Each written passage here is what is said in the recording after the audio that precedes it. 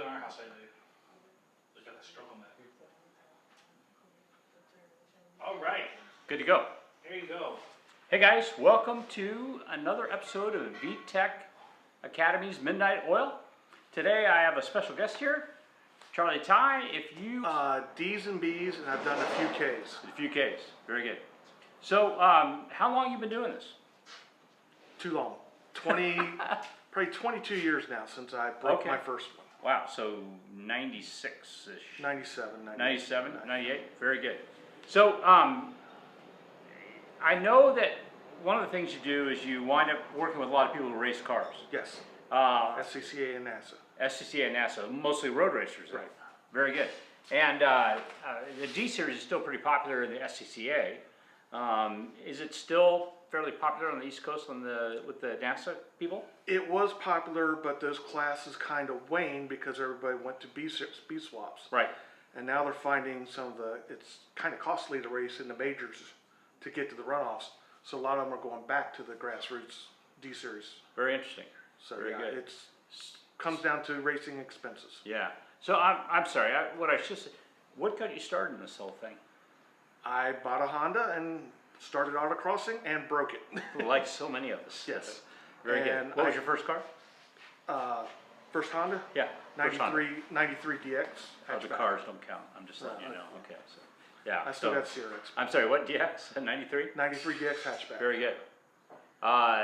That's something interesting. I remember back in the 90s comparing all the gear ratios and stuff like that. On the 88s, the four-doors had like not quite as good as SI gear ratios, but better than the DX gear ratios, the DX two-door gear ratios.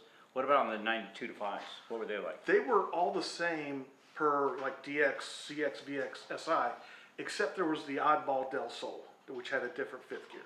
Oh, that's kind of wild. Yeah. Was it for better acceleration, or what was it? Trying to get a little lower ratio? No, it was a higher ratio, so that it spun more RPMs, I guess, to be a little more sporty. Right. Whereas the EX, you'd want the lower noise with the longer gear and maybe fuel economy. Sure. Comfort. The Del Sol was kind of CRX-ish. Yeah. Yes. Yeah, so they call it that. So is this the main thing you do is the transmissions? Yeah. Wow, that's pretty good. You have found your niche. Exactly. Yeah, very good. It was, as a kid, you take something apart, try to put it back together, and I found my niche with that. Very good, very good. And question you further, have you continued competing yourself, or are you just kind of doing more of the mechanical work for other competitors? I really don't even have a Honda now that I drive much. Okay. But I've been busy building for other people that have won national championships in both autocross and road racing. So that's my fun now. That's interesting, because that's kind of what happened with me. In the beginning, I was racing, and then I kind of found a niche as building cars. Yes. And did that for quite a few years, rather not a whole lot of racing. I mean, I do still race. I've got a drag car, a rallycross car, a road race car, but it's not like that's my main thing. Right. My main thing is actually building cars. Yeah. So, very good. Are there any teams or anything you're working with right now that? Sam Myers Motorsports. I've worked with Eric Catil, and both of them went to 217 SCCA runoffs in STL. Kevin Ruck in F Production, the Funk, Steffi and Ed Funk, that's in H Production, right, and just many others that I forget sometimes. Yeah. I mean, I've seen an SDS class for autocross. I had like 5 cars that I know in the top 10. Wow. I've forgotten who's got what transmission anymore. Wow, crazy. So on the D series stuff. Give me kind of a overview of the earlier model stuff versus the later model stuff, the availability of parts and things like that. Well, the biggest issue on the 88 to 91s, the Civic CRX, and the 92 to 95 is the shifter forks. Are cast aluminum, prone to breakage, and they haven't been stocked in Honda for 3 years. And there's no timeline to ever produce them again. Yeah, I can't see that being a big priority with them. Now, are there any substitutes for those types of things? No, and I've been trying to work with a couple companies to make a cost-effective replacement. And right now, to have one made, they're $300 to $400, if not higher, per Wow. fork. When used to be able to get them from the dealer for $75. Wow. So that's just out of the price range of the budget racer. Right. Now on the later model stuff, is it rather more of a sheet metal thing than a cast aluminum thing, or? The 96 and up are basically like the B series. Mm-hmm. It's like quarter-inch plate steel, Right. which works, except 3/4 fork is not coated for wear like the GSR's B series. Right. So it wears out prematurely and takes the sleeve with it. Sure. So all that has to be replaced. But then again, Honda doesn't have the parts anymore. Right. Because it's a 20-year-old car. Yeah. We've been doing some work with the B series transmission, and the big problem we had was actually our fifth gear, and that was probably due to the person running it low on oil. Yes. So that it really dramatically wore the fork. So nobody's been able to recreate. I mean, I would think that somebody might eventually recreate the cast piece and a steel piece. I remember you asking me about that kind of stuff, Yeah. but we really don't do that. I would like to find somebody to do it that has, because I know the difference between the 3/4 forks between the generations and how the casting could be done. But I talked with at PRI this November. Mm-hmm. I talked with a couple companies, got quotes, and it's Prohibitively expensive. Yeah. I mean, when You just don't have the numbers. I think your best bet's gonna wind up being the sheet metal piece, you know what I mean? Much like the 96. the way they're designed, it's not possible right now until I find somebody who's willing to do it. Now, So it's not possible to do sheet metal, or it's not possible to do sheet metal the way you want it done? it's where the detent balls are hidden. Okay, On the 88 to 95, they're hidden inside the shift fork assembly. right, Where on the 96 and up, it's like the B series, we got the external spring holder and all that. Yep. So they're not compatible. The generations are not compatible. so could somebody then just make one and put the detents on another area of the, cause, okay, so you have a rod with the forks, like, Right. there's one on one and two on the other. Right. And then you have detents in there that allow you to make sure that you're in the gear you Yeah, want lots. to. So what you're saying is the detent's on the opposite side of it because it's internally, Total different end of the shaft. Because Okay. where the detent balls are in where the shifter forks are, Mhm. the other ones are up on the end of the shaft where you can get to them from the outside.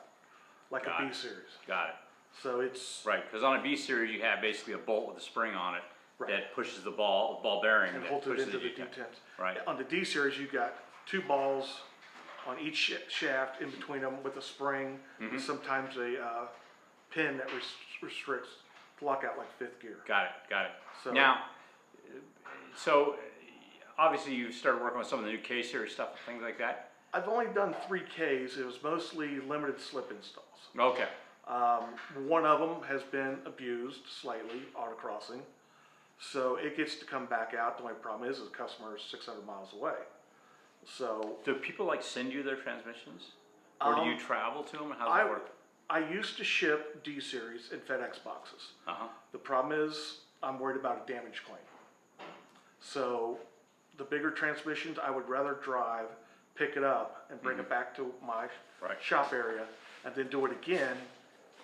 It takes time, but the fuel cost is the same as the shipping cost in Got it. general. okay, So, well, yeah, got it, and there's less chance of a claim, and so, yeah, sure, yeah. the worst thing would be to have a claim and somebody's out of transmission, then file the insurance claim with FedEx and UPS, who are Yep. notorious for not paying. Yeah, so do you have a question already? Yeah, so can you talk about your D15 V7 setup that was very effective, if you don't mind?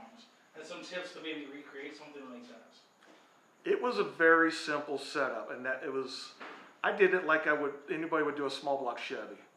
I put the bigger 1.6 cam in, Z6 intake, and just had a friend of mine, tuner, David Blundell, do a chip on it, and it worked. It was literally that easy. Had to play with the cam timing because of the block deck height differences. Mm-hmm. But other than that, it responded like a small block Chevy. It went from basically 85 wheel horsepower on a stock build to with the biggest cam I had in, which was a Crane no longer available cam, did 121 to the wheels. Wow, And with the tuning, got 53 miles per gallon. what transmission were you using for 53 miles per gallon? Stock DX transmission. Literally, I went back to stock ratios for it. Wow. Now, wasn't there a transmission like a HF transmission or a VX transmission that happened to have particularly long gears?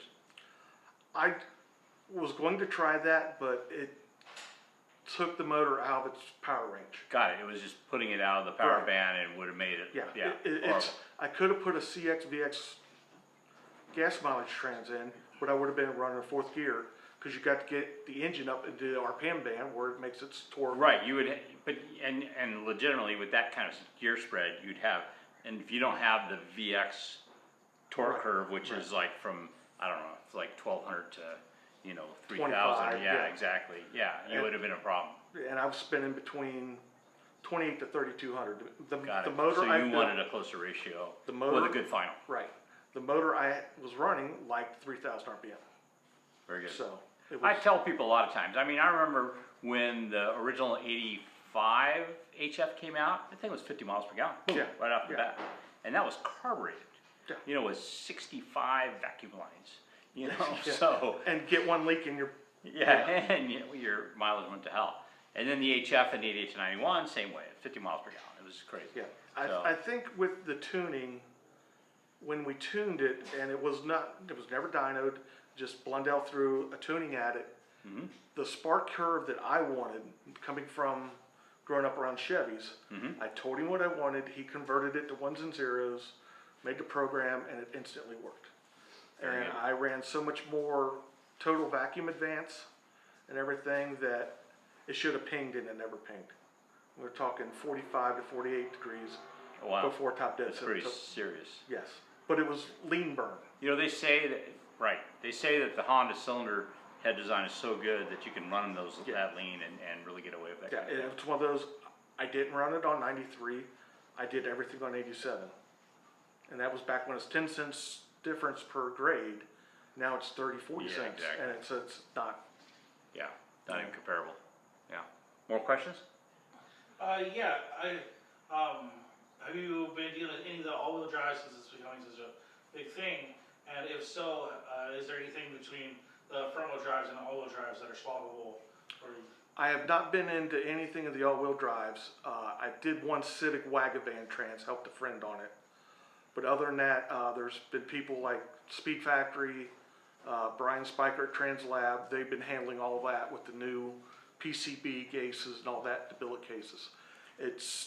I've mainly been doing road racers and autocrossers, and it's been enough just to keep me busy to where I'm happy. But you did mention the fact that the B series all-wheel drive transmission internally is almost identical to the H series. From what I've seen. Okay. The CRV trans, the B20 trans that came in it looks just like a Prelude tranny on the inside. Right. But there's also, Ben's built, also did it where he compared some of the B series gears, and you can actually swap some B gears between the H and the B. Okay. So he did all the math.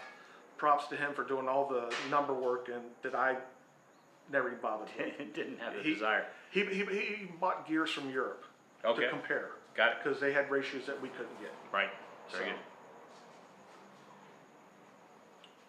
But just so you know, if you've got a K-series transmission, the gears that go in the K-series all-wheel drive transmission are almost identical there's no weirdness between the K-series all-wheel drive and the K-series RSX, the K-series DP3.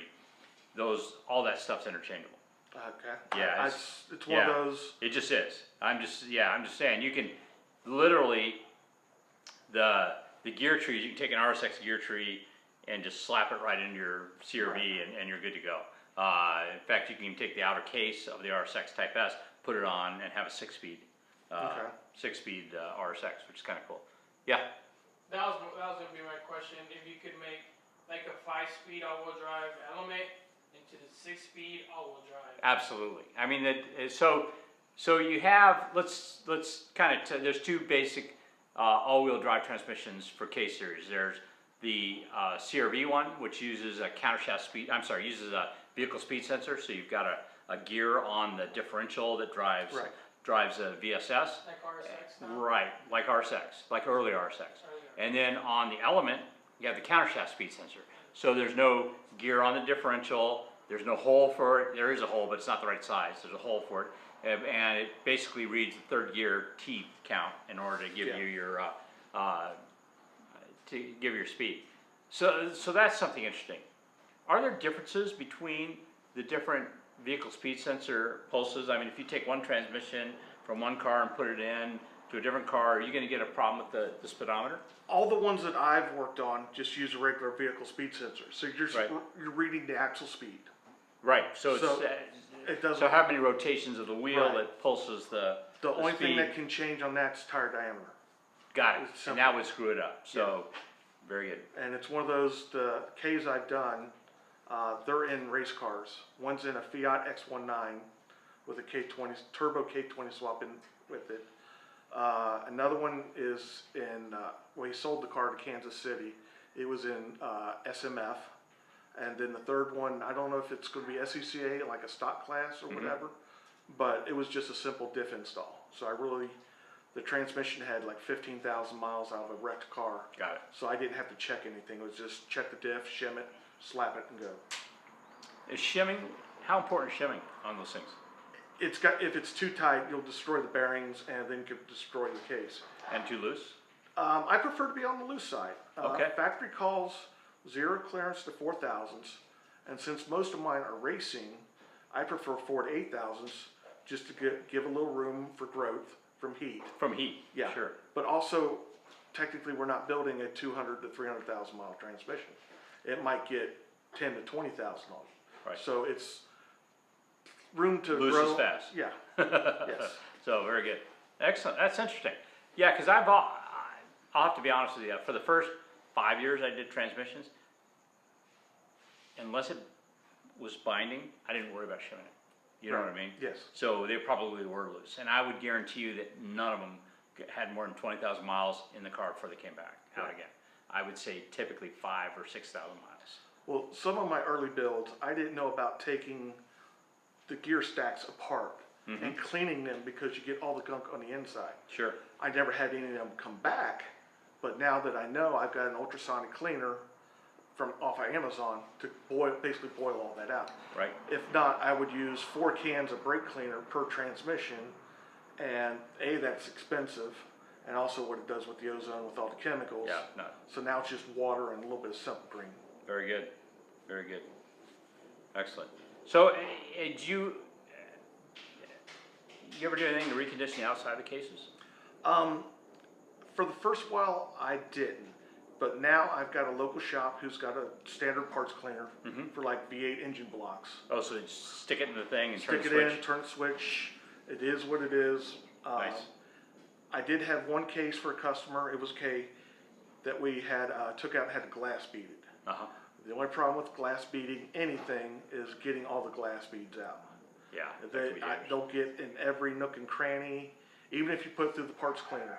We find like walnut, blasting out walnut Yes, shells, walnut so it media. was a lot better for that. It's the only one I've had done. Most of the racers are happy just to get it cleaned off, going through a hot Sure. yeah, Get a hot tank and because they're going to get oil from the track that other people laid down. Yeah. You know, it's not a show car. It's all right, it's race car. Yes. Sorry, what was it? Sean, he has a dual overcam D16A8 engine and trans sitting in the shop. Has no idea what to do with it, no information on it. What do you guys think? Dual head cam D16A8. So we're talking like ZC. Is that a European ZC? Well, it's not a ZC, it's D16, which is equivalent to ZC. But I'm sorry. So I'm assuming A8. I'm not. I'll have to look that up. But I'm assuming that's a European. He has no information on it. He can't find really. The only thing I would ask is the valve color, because the early brown tops versus black tops. Those are A's. You're not going to find. I don't think there's any numbers after those, because you got the JDM brown valve covers. 80. They came in 85 through 7 Civics, and they came in 86, 87 Integras. Right. Then you have the black then you tops. have a version of the black top that came in the 8 and 9 Integra, and you have another version of the black top that came in the 89 through 91 Civic Si. Okay, And JDM. and JDM cars. Okay, and then you have the numbers afterwards, and those. Did you look one up? Those Yeah. are typically European. Yep, it's found in a CRX, European CRX or any Civic from 88 to 95. There we go. European. Yeah. So yeah, D1688, 88 to 95 Civic. Right. Okay, so It- and 92 to 5 Rover. How funny. Yeah, the Rover transmission is actually, if you can find one, I think it's out of a Rover 216, is the transmission to have, because it's got the close ratio double overcam ZC gears, but it's also got the 4.437 final drive. Oh wow. So if you have that gears, that's the absolute best you could do with factory OEM parts. For acceleration. So Yes. that's going to give you the best acceleration. It would be having a 99 to 2000 SI transmission on the highway where you're doing 4,000 RPM at 80 mile an hour. It's going to be screaming. Yeah. I know that Huh? I know that. You know that world? Very good. EP3. Yeah. So what winds up happening is, for those of you who aren't familiar with the Honda's nomenclature, ZC means D16. Okay. So if it was a JDM engine and it was called a ZC motor, it was actually a D16, which is a 1.6 liter, and it came both single overhead cam and dual overhead Dual cam. overhead cam. So the dual overhead cams came in early CRXs and Integras and that kind of stuff, and they actually went all the way up until I think 97 Integras possibly. They came in even the later model stuff, but and they came carbureted and fuel injected, all sorts of crazy stuff. There are some JDM Integras that came with a single cam D16 in them. Also, and all-wheel drive. Yes. Yeah. It's one of those you get, and some of the ratios are weird. You may have a ZC trans, and it's not the close ratio 345. It's the normal SI with the 4.4375 final. Mm-hmm. And the only way you can tell is open the gearbox and count teeth. Although, I used to take The spin test. and do the spin test, Yes. and I would always spin the clutch disc 10 times and That's it, count yes. the final, and it would give me, at least it gave me an idea of what it was. If you had a normal transmission, you tell the DX From the SI. the HF and the SI. Right. Except there's the oddball 9091 EX, which has a 4.058 final drive that's found in nothing else 88 to 91. Funny. And it was splitting hairs between the two. Wow. So And it was like, there between clocking like that and clocking like Right. that when you're done the thing. And, yeah. and it's so much different you can't tell. Yeah. And there's also the oddball 88 DX Mm-hmm. final drive, which is a 3.722 instead of a 3.889. So is that a 2-door versus a 4-door? No, it was the CRX DX Trans. Oh wow. Oh, it's a CRX DX. Yeah, and it may have been in the hatchbacks as well. I haven't had one. I wonder if it's the difference between Canadian and American. No, it was an 88 thing. Oh, it was anything. Just like Oh, the funny. 88 1.6 cam was slightly different than the 89 91, accounting for the 3 horsepower difference. Sure. So, and the current build transmission I had built for my CRX, I took the 389 out and put the 372 in because on it, being a slicker CRX, 500 pounds lighter because it was an 89 HF, I was going for 55, 60 miles per gallon. Nice. But Very good. the chassis expired, that's all I'll say. This is good for Bones. Do you still recommend someone not change the final drive and focus on other aspects of driving rather than rowing if you're new to autocross? It depends on the size of your event. I've got a couple customers that are running 389 finals because they got a bigger track and just to stay in second gear. But if you got a smaller lot, and honestly some of the autocross events are being limited by parking lot size, you may need a 425. So the issue comes if you travel to a different event or you go to the Pro Nationals, you may need a longer, lower number final drive unless you want to be shifting the third constantly. We found that, for instance, in Arizona, Phoenix particularly, our straights aren't as long. Right. But if we take the same car and we go to California, for some of the events in California, the straight's much longer and you wind up shifting into third gear. Right. So it's depending on the particular area you're competing in, you may wind up with longer tracks. You need to find out what the peak speed is, and you may wind up preferring one final drive over the other. And also, I know some of the in-car videos that my customers send me, depending on how long you're in second, it's sometimes better just to sit on the rev limiter for 50 to 100 feet rather than lose time to go shift to third, then back to second. And you got to understand also that sometimes you're limited to a stock computer, so you can't Right. increase the rev limiter. But sometimes you're not, and just increasing the rev limiter another 500 RPM is actually a better solution than grabbing another You may gear. not be making power, but you're not spending time shifting. just shifting, and you're not risking breaking the well, they're not fragile, but you get them abused, the shifter forks. But yeah, every time you shift it shortens the life. Yeah. That's just the way it is. It's just a fact of life. So. Back to the shifter forks. Yeah. I've seen a design that somebody has made to fix some of the neon SRT4 forks. Mm-hmm. And I'm trying to get a hold of that company to see if it's possible that they can put that fix on the Honda ones. So just doing brass inserts. So because the Brass aluminum inserts where? Like on the edges of the. where they wear have those machined. And refurbishing them. Refurbishing them. Wow. The problem with getting new forks made is you got to get them past SCCA for the parts. And for the lower classes, they may not because it's beneficial due to longer. So couldn't we just have them welded up and then ground off? I don't, because it's cast aluminum, I don't know. You can. You can weld cast aluminum. The Honda aluminum is usually very high grade. Honda cast aluminum is usually very high grade. So that might be an interesting solution. It's one of those, I'm pursuing all aspects. All my worn forks, and I probably got a 30-gallon tote bin full of worn forks. Why don't you send me a couple? Okay. I would be happy to. I have enough D series transmissions. I can probably take some apart and get the spec on them. Right. And because it's, because of the way they're constructed, we could probably figure out how to fixture them so we could be consistent with the machining on them. Right.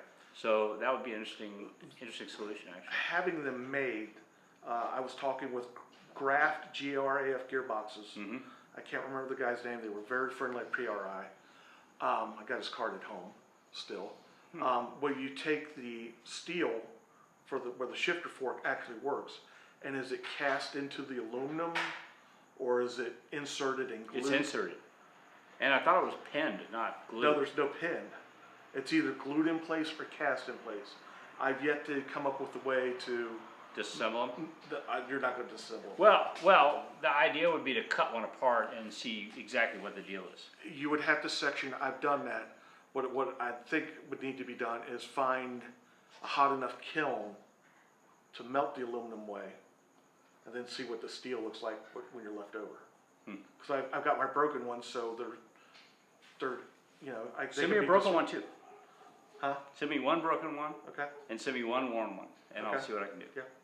I've got a bunch because I didn't want to throw them away, because if we do find a cost-effective way to replace them.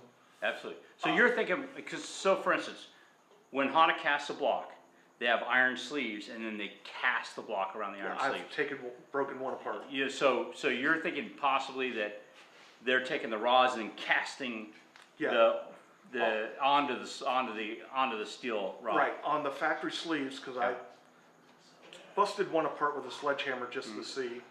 You could see where there's ribs in the casting to hold it in place. So on that piece of steel, did they make just a couple notches to hold it in place so it could?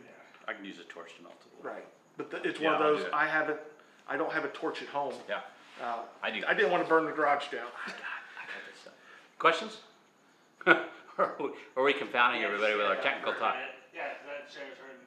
Huh? That chair's hurting the butt. Yeah, sorry. If you want a more comfortable chair, get your own. So first comment is, what happened? We thought you were in the Miatas now.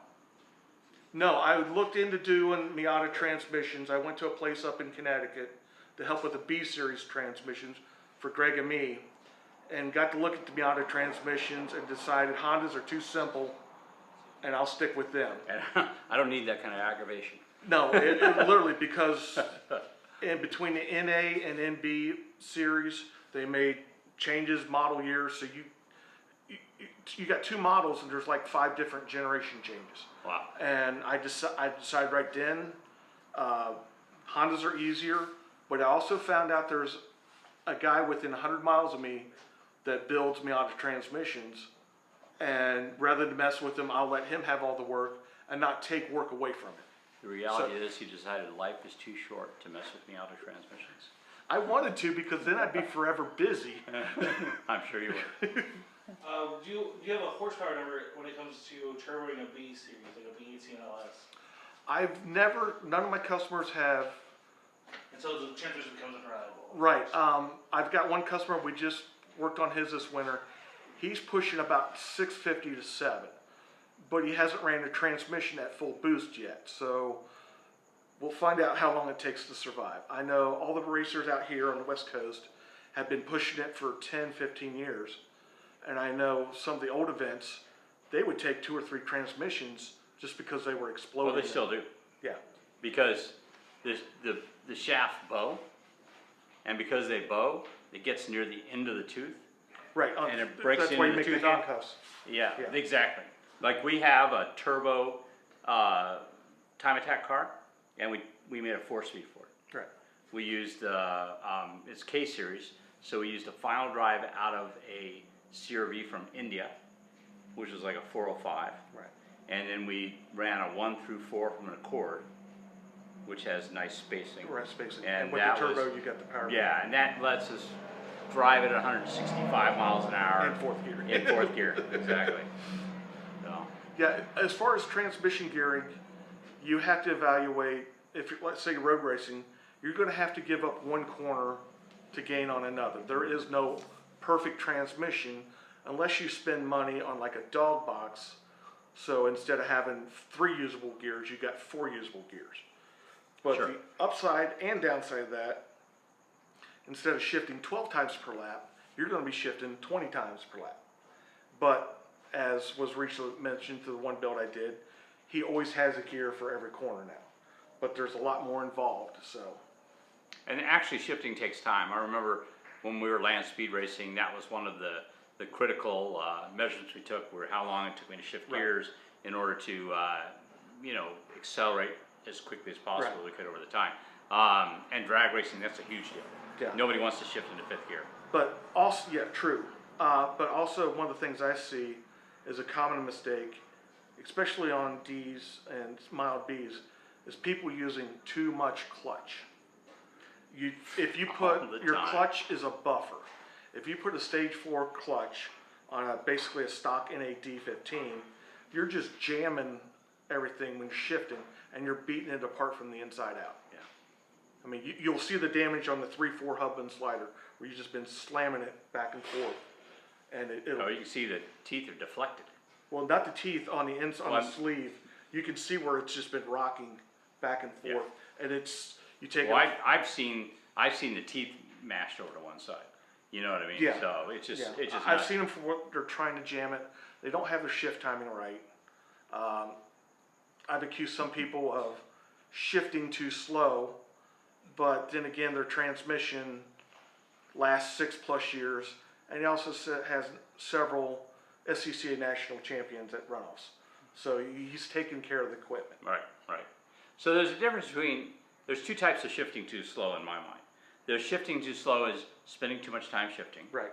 And then there's shifting too slow as in, you've already started to let the clutch out before you've actually engaged Right. the next gear, and you're actually doing damage. Yes. So, And then there's the people who, road racing, if you got a really close ratio gearbox, you let the RPMs drop too much from the shift. right, and that's abrupt and upsets the car. Right, because RPMs, so you gotta bring the RPMs back up on the shift, and it's a dance, and once you learn it, and then you go and change the ratios in the gearbox, and you gotta relearn it all again. Right, yeah, absolutely, because different ratios may have a different RPM drop Right. between gears, and then if you're not doing it properly, you may be coming in with the RPM drop too low, which actually is not good for the car. The No. car, it's like putting the brakes on every Yes. time you shift gears, and that's just not good. Yeah, you're want to be accelerating, and you got the weight transferred to the rear, and all of a sudden you hit it on a low shift. You just shifted the weight to the nose. Yeah. And if you're got the car balanced and set for the corner, and all of a sudden you do that, the back end's going to go to the front. Yeah. And exactly. especially in a CRX or any short wheelbase car. Right. More questions? Is there any way to add a paddle shifting setup to an H or a B series automatic transmission? A what shifting? Like a paddle shifting? Paddle. Does anybody make it like a pneumatic system? I haven't seen anything. I think Quaife had something that was sequential, and if you could get a true sequential, you could probably do something. But way the way the H pattern is, Yeah, the problem with the H pattern is there's multiple directions. right, you would need multiple solenoids and Right. stuff like that, and that just becomes cost prohibitive. You know, There's actually a shifter made by a company called Formula One, I believe. It's a Chinese company or a Japanese company, and they have taken the H pattern and made a shifter. And what happens is when you pull the shifter each time, there's a drum in there that makes like on Indy cars, that does the direction. It's got the rollers and the drum. Well, see, that's actually in the transmission Right. internally. This is external in the shifter. Right, but it's so it basically makes the H pattern Right, for you. yeah. So it's an interesting way of doing that. And I would imagine that you might be able to set up something pneumatically on that as long as it could handle the speed at which it would be moving everything. Aston Martin, in one of their cars, did that. Basically, they have a paddle shifted 5-6 speed, and it's just a stock Tremec 600 or T56, and it's got all the solenoids in it. The problem is the shifts were slow. So it's one of those. Yeah, it was nice to pull, wait for it, pull, wait for it. It right. was So nice. it wasn't actually. It was going Yeah. and not just jump. It was Right. one solenoid, other solenoid. Got and it was a waste of time. But you could drive down and just go click, click, click. You know. Right. Interesting. Huh. That's kind of crazy. Yeah. And it is one of those I still think it's better and more fun just to do the rowing yourself. To learn how to do it. Yeah, it's. Like on an automatic? See, I haven't done anything with the automatic. Well, automatics are all electronic. I mean, automatics basically are firing off solenoids that redirect pressure to lock up clutch pads. So you could certainly do that. On some of them, it's not just electronic; it's also pressure versus RPM. So the Absolutely. a lot of it Because there's is a feedback loop. right. Well, a lot of it's not even electronic. You can kill all the electronic shifting, and it'll still shift. Yes. You know. Yep. And- Particularly with the older stuff. Right. Yep. And one thing I've done, and it depends on 88 to 91, 92, 95, is just playing with the clutch, the shift cable tension. You know, if you adjust it to Honda's spec, it shifts okay. It's a little soft. You can tighten it just a little, and it doesn't take much, and you'll get a nice firm shift. Where I had a basically stock 91 Civic sedan that would chirp the tires in second gear on the 1-2 shift. That's funny. And it was, it was 110 horsepower, chirping second gear. You might actually be able to do that with a different torque converter too. Years ago, there was a company that would modify the torque converters, and they would go to a smaller, like 7-inch torque What was the converter. name of that company? You remember? It's been I years, think they're still around actually. but they took like a VW torque converter or something that was maybe in the Bug, Beetles, Interesting, and yeah. they was able to modify it to fit. They even did a different flex plate, almost like a clutch disc, turned down to where it worked. Nice. But Interesting. I never got to see one, and it was kind of cost prohibitive. Yeah. That's- Well, yeah, you're doing one-off stuff. That's Yeah. basically what that is. Custom means lots of dollars. The shifter you're referring to is an IKEA shifter. IKEA, that's right. IKEA Formula is what it's called. Yes. IKEA Formula. IKEYA. IKEYA. So not like the furniture company. Right. Yeah. Okay. IKEA Formula. Yeah, they actually have a lot of patents on that stuff. I was looking into possibly recreating something similar to that, like that, because it works with any cable shifted transmission. So I thought it would be interesting to do. Anyway. Do you think Honda moving away from standard transmissions in the performance aspect, do you think there would ever be performance CVT transmissions like they have in Indy cars in the 90s? Well, yeah, I mean CVT is basically completely programmable. You can either make it stay at peak torque, and you could actually put on a button whether or not you're looking for peak torque or peak mileage. So that's all extremely doable. The thing is that most people don't have a view of a CVT as being a performance transmission, so they're a little bit. That's why the Type R comes with a 6-speed, not a faster CVT. But they do have that 10-speed auto that shifts amazing and is fast as shit. I haven't driven anything newer Honda, sadly, but yeah, I've seen a lot of them replaced after all the Odyssey's errors. But I've just haven't yet to try one. But going to the A10s, the Mustangs, for example, and the Camaro's got the same basic transmission. The A10s shift so good and so fast, the 6-speed's obsolete in them. The manual 6-speeds. I mean, and the manual 6-speeds in the Mustangs were weak. And the A10 was basically a game changer. First time I heard one at the drag track, I'm just like, what the heck was that? And it was going faster than 6-speed. So I think those are Aisin or Gutag transmissions. Getrag. And it's really changed. Yeah, I hate to say it, getting away from 6 speeds, going to multiple 10-speed automatics. Well, let's be realistic. I mean, machines are always going to be faster than humans, and you can program them to do whatever you want. Well, it's like the VW DSG transmissions that was like in the GTI and some of the Audi models. I love them. The one that I got the ride in was nice. Yeah. Do me a favor and check our YouTube feed. Can you see it on YouTube right now?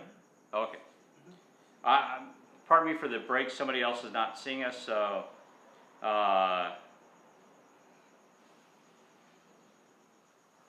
we have people around the nation who are looking at us, and they say they can't see us on YouTube. So I apologize to anybody who can't see us on YouTube. And the funny thing about that is you won't hear me apologize because you can't see us.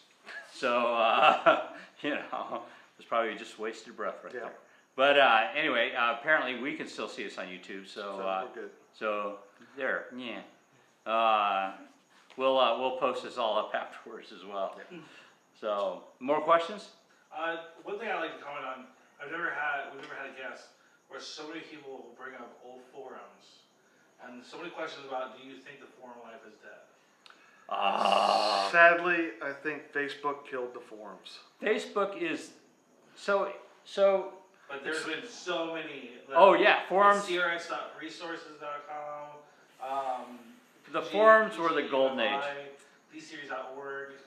The forums were the golden age. Yeah. Because there was a little bit of respect.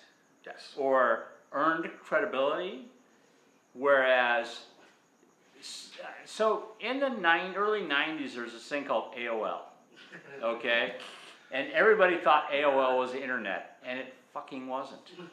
And now there's this thing called Facebook. And everybody now is on Facebook, and they think Facebook is the internet. It isn't. The internet is actually much bigger. Unfortunately, it's one of those weird things where I think Facebook has done a lot of damage to the internet generally speaking. It's not searchable. That's the problem. And I know with the old forums, you could, search noob. Well, we were trying to teach search noob. Go look for it. Yeah. And if you can find it, or you say that you couldn't find it, somebody will give you a link.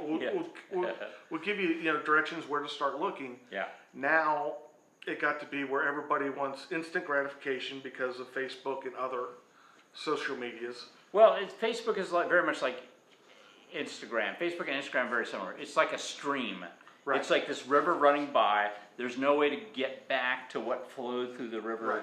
2 months ago like there was on the forums. Yeah. So what winds up happening is you come, you dip your head in for the moment, you hear some snippet, some conversation, you want to know more about it. Well, I'm sorry, that information just went by. And people, there's still some value to going back and seeing some of the older threads Yeah, and stuff like that. exactly. And that's one of the reasons we do VTech Academy, our website, is we're trying to archive this information on YouTube and on our website so that you can refer to it 6 or 8 months from now when you're Or 6 or 8 finally, years. or 6 or 8 years when you're finally doing your project Right. and you want to pull up that information, you know, because you're not going to find it on Facebook. Sadly, some of the information on some of the forums is gone. And it was, Yeah. you know, some of it's been recreated. Sometimes you go Wayback Machine and find some of it. But some, Archive.org for the Wayback Machine, by the way. but some of it you just can't find. Yeah. And like when we got started 20 plus years ago, showing our age, we basically had to do everything for ourselves to research it. And if you found something, it's basically like going to the library. You had to go through and look it up and go find a book on the shelf.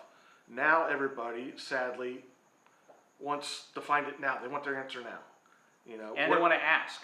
You know what I mean? They don't want to, you know, the information is there on the internet. You have to search for it a little bit, but Yeah. quite often it's there. But a lot of people just want to ask to the internet, and they want the internet to tell them what Yeah. they want to hear. Yeah. So, I'm not disparaging anyone, but I consider Yeah. those the people with the silver spoon in their mouth. They want it's not that. It's that. I It's just got it's not spoon fed. it's what they're okay. used Who's on D series? It's what they're used to. It's not that they're spoon fed. It's just that The generation when you change. grew up in that era, you just kind of assume Yeah. that's how it is. And you al- don't, you know. And also it's back different. then, how many of us grew up helping our dads out in the garage? There was more hands-on. Cars today, there's no hands-on. You have to take it to the garage because there's a lot of stuff. You need all the electronics to just diagnose the code. To where ours, we just jumped into 2 wires and read the flashes on the dash. You know, how many It's times different did for light sure. beeps? It gets more and more sophisticated, but a lot of people are keeping up with that sophistication. It's not Yeah. a big deal. I'm not trying to say, you know, but I'm just saying it changes. You know, it's people want to know because they ask me Right. questions all the time, so I know they want to know. I would, and I'm happy to help them when I can, although I get pretty busy sometimes. Yes, we all do. Yeah, but I think it's such a weird transition with having this, you know, computer in your pocket, Yeah. where you think you have all the answers, and unfortunately sometimes the answer is somebody just spouting off something they think they know, and in reality, you know, sometimes you have to dig a little deeper than that. Well, also, and as you mentioned earlier tonight, the banana phone.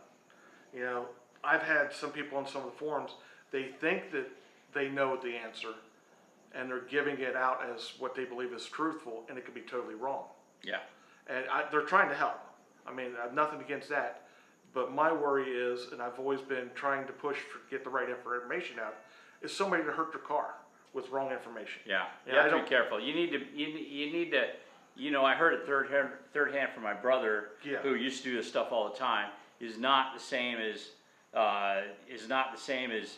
this is what I did, and this is what I found out. Yeah. And, or this is what the manufacturer says, and this is how, you know what I mean? Yeah, that's- There's a difference in information. I would hate for the wrong information to cause anybody to hurt their car. Sure. Some people are doing it. It's their only ride. They got to get to work. Something happens, they can't get to work. You just, you know, that ruins everything. I agree. I mean, it's always been Hasport's philosophy that it's not enough you can buy these mounts to get the engine in your car. Right. You need to be able to drive it to work Yes. on Monday. Yeah. You know what I mean? It's a little bit more complicated than just putting the motor in the car. Yeah. 5-minute warning. What? 5-minute warning. 5-minute warning off. Uh-oh. We're wrapping it up. Goes fast that hour, doesn't Yes. it? Yeah. All right.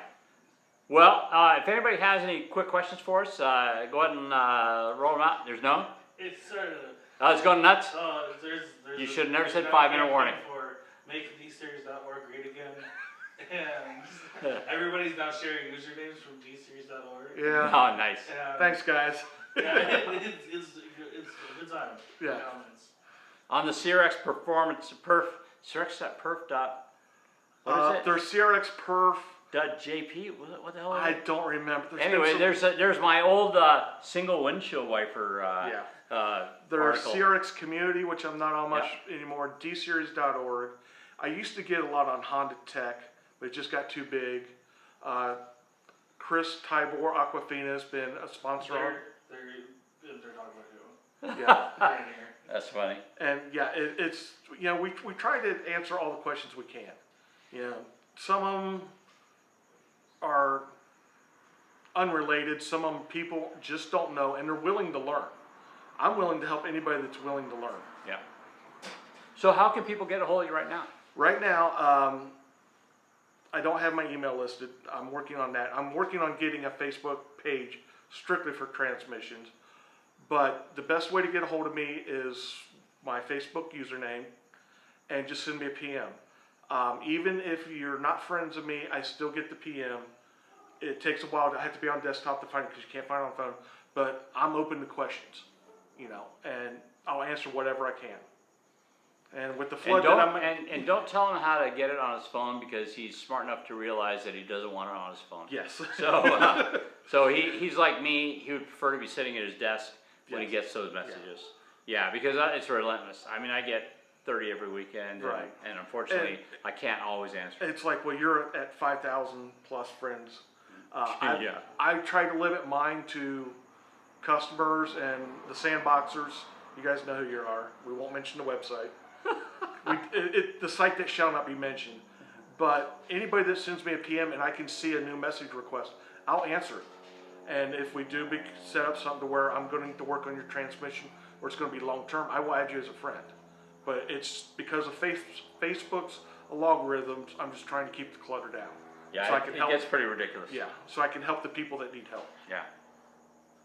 Yeah, it's so funny how my wife has been handling my social media, so she'll make a post about something or she'll link to something, and all of a sudden my feed will totally change who I'm getting stuff, and I'm just like, I don't really care about your dog. Yes. I'm sorry. Yeah. I just don't care about your dog. I've had to not unfollow or silence those people Silence is, for 30 days, and maybe it changes Facebook's algorithm. I don't know. I wish it was more like forums where everything was in chronological Yes. chronological order and searchable. Excuse me. Yeah, absolutely. That would be nice. Yeah, it's Yeah, Facebook is doing a disservice to people who are disseminating information. yeah, and it's almost like they're trying to run people away. In my personal opinion. It's not that they're trying to run people away. It's just that they think they know what's up, and it's just not a one size fits all thing. And that's really what it's about. I for one am getting discouraged with it. That's You're not the only one. I have a lot of younger acquaintances from teaching tennis. You know, people that are still in high school and stuff like that, and they are definitely shying away from that. So But Instagram's not that much better. All right, guys. Hey, so thank you for joining us here on Midnight Oil. I would like to say, if you want to, please subscribe. Hit the subscribe button down below. Please hit the bell. Please share this to let us know. And visit our website, vtechacademy.com or vtech.academy, and purchase a t-shirt. Help us bring you more shows like this and more project cars. Thanks a lot for joining us tonight. We'll talk to you guys later.